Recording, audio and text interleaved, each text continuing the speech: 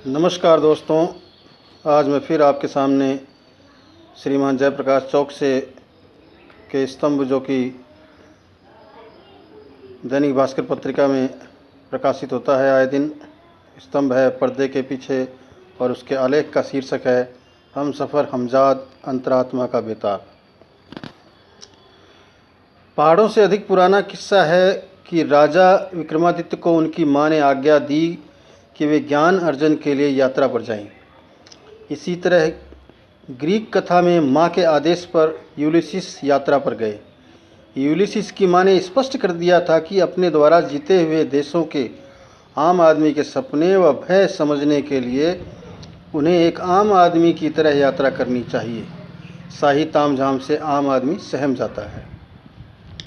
कथा है कि महान राजा विक्रमादित्य जब यात्रा में गए तब बेताल उनकी पीठ पर बैठ गया। मार्ग में बेताल राजा को एक कथा सुनाता है। राजा विक्रम को कथा सुनने के बाद कथा में निहित अर्थ की व्याख्या करना है। बेताल के मन माफिक उत्तर मिलने पर वह राजा की पीठ से उतरने का वादा करता है। इस तरह सही जवाब ही राजा को यात्रा के इस अतिरेक अनचाहे असबाब से मुक्ति दिला सकता है। विक्रम बेताल के बीच किस्सा गोई की एक वानगी प्रस्तुत है। एक देश में एक सुंदर वेश्या की कोठी थी। सेविका धोबी को कपड़े देने आती तो धोबी उससे पूछता कि वेश्या से अंतरंगता के लिए कितनी स्वर्ण मुद्रा देनी होती है। उसने बचत शुरू की। सेविका को वह बचत का ब्यौरा रोज देता था। सेविका सारी बात वेश्या को बता देती है। उस कोठे के सभी सदस्य धोबी के इरादों और प्रयास का खूब मखौल बनाते थे। कुछ समय बाद धोबी ने बचत करना बंद कर दिया। उसने सेविका को बताया कि अब वह वेश्या से अपने स्वप्न में ही अभिसार करता है। वेश्या ने दरबार में शिकायत दर्ज करके स्वप्न में अभिसार का मुआवजा मांगा। राजा को हतप्रभ देखकर रानी ने फैसला देने का निर्णय लिया। दरबार में एक आईना मंगवाया गया जिसके सामने स्वर्ण मुद्रा रख दी गई और वेश्या से कहा कि स्वप्न में अभिसार का मेहनताना वह आईने में मुद्रा की छवि के रूप में स्वीकार करे। वेश्या मन महसूस कर रह गई। दरबार रानी के चातुर्य पर मुग्ध हो गया। बेताल का प्रश्न था कि रानी ने ऐसा न्याय क्यों किया। दरअसल रानी यह जानती थी कि राजा छुपकर वेश्या से मिलने जाता है और वेश्या के सौंदर्य पर मुग्ध है।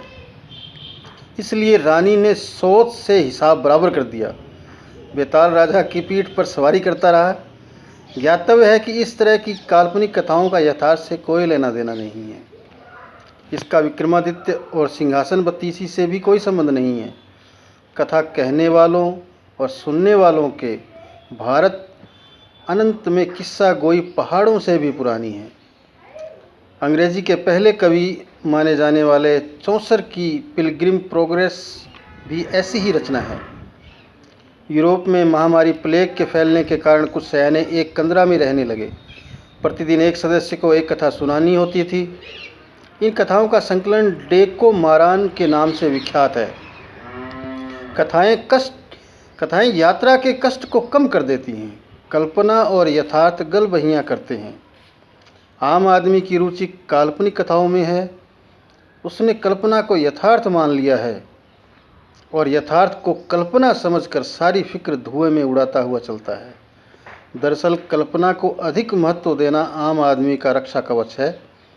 डार्विन का विश्वास है कि मनुष्य वानर जाति से जन्मा है, कब का अस्वीकृत हो चुका है।